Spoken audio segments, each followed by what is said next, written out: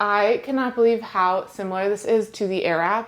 That is like the same exact technology. This is the Aire 360. It's a brand new product from T3. It comes in like very pretty packaging. I'm just gonna go ahead, lift this up.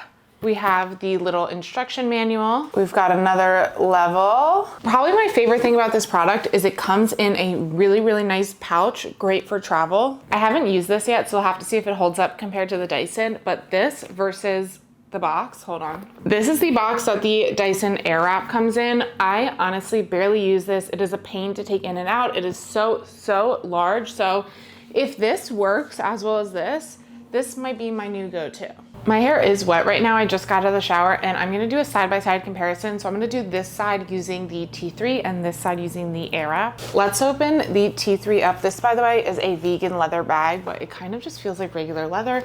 And you can see everything that comes inside here. I haven't opened this up yet, so it's gonna have all of the protectors on it. Here's what the wand looks like. 3 heat setting, 3 fan setting, power button, and then a lock on the back for the attachments. A fairly long cord here, and it does tie up.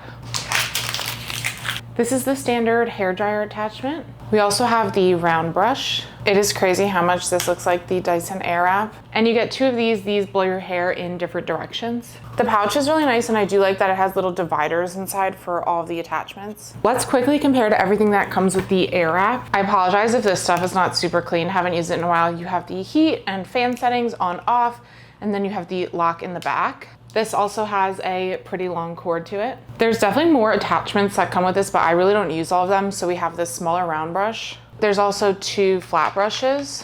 There's this piece, which is kind of like a smoothing device. And then for the actual wrapping part, we have a skinnier one and a chunkier one of this. The main difference here is when you want to change the direction, you simply twist versus having to change out the whole device. A few more attachments than the Aire 360, but honestly, I don't use all these, so it really just depends what you need it for. One major thing I'm noticing is the T3 comes with an actual blow dryer attachment and the Dyson Airwrap does not.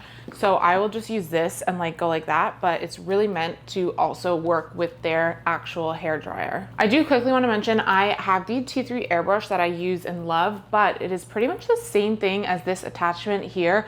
I think the only difference is honestly the color. So this product, the new Aire 360, would really eliminate my need for this product and I could pare down. I'm gonna put both of these on the middle setting. So 2 heat, 2 fan, and I'll show you guys how loud each one is. 2 heat, 2 speed. I did just cut basically all of my hair off, but I will do my best in this review. I'm gonna set a 1-minute timer and blow dry each side of my hair 1 minute.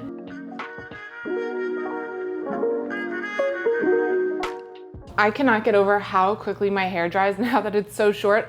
I would say the T3 side is slightly drier, but they're pretty much the same. Let's switch over to the round brush attachment.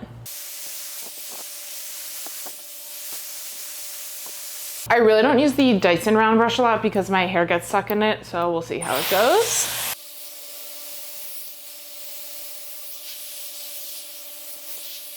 It's really hard to compare those two since they are really different. I have a preference towards the T3 one, but that's because it's more like a brush. But the Dyson Airwrap does come with actual brushes, so it's kind of just whatever your preference is. This is the real reason why we are here though, for those little curls. So I'm gonna use the size that of the Dyson that is pretty similar to the T3. The T3 just comes with one size. The Dyson comes with this one and then a little bit of a wider one. I think the T3 works the same as the Dyson Airwrap, but basically you just switch it on, you put it towards the end and then pull it up towards the front. After a few seconds, you turn it off, or you could do that cool shot I was talking about, and then you pull it down and you get a little curl like that. You definitely work in small sections for this. I like to curl all of it and then brush it out afterwards. Here's the Dyson side pretty much all complete. That took me like 2 minutes. I did not brush this out yet. I'm gonna let it sit as I mentioned. Now let's move on to the T3 side. This might have a little bit of a learning curve. I feel like the Airwrap had a lot of a learning curve when I first got it. So just gonna grab it and leave the end out. I cannot believe how similar this is to the Airwrap. That is like the same exact technology. A very, very similar curl there. Let's keep going.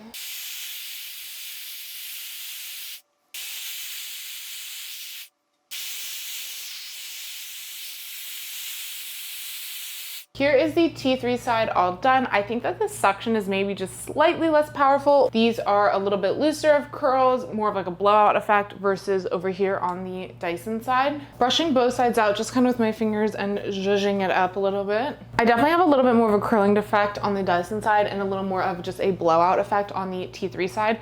I might need to play around with the settings a little bit more on the T3 to really get that big curl. But I would say these are really, really comparable to each other. They have a lot of the same attachments. T3 even has this bonus hair dryer, so you don't need a hair dryer. This could just be your hair dryer. Whereas Dyson, you kind of also need a hair dryer with it. Also a huge difference in price. T3 is $300, Dyson is $600. So you kind of just have to outweigh the pros and cons here. I don't know if I prefer one over the other. I have to keep using both, but let me know what you guys think in the comments. Thank you so much for watching today's video. I hope it was helpful and I will see you in the next one. Bye.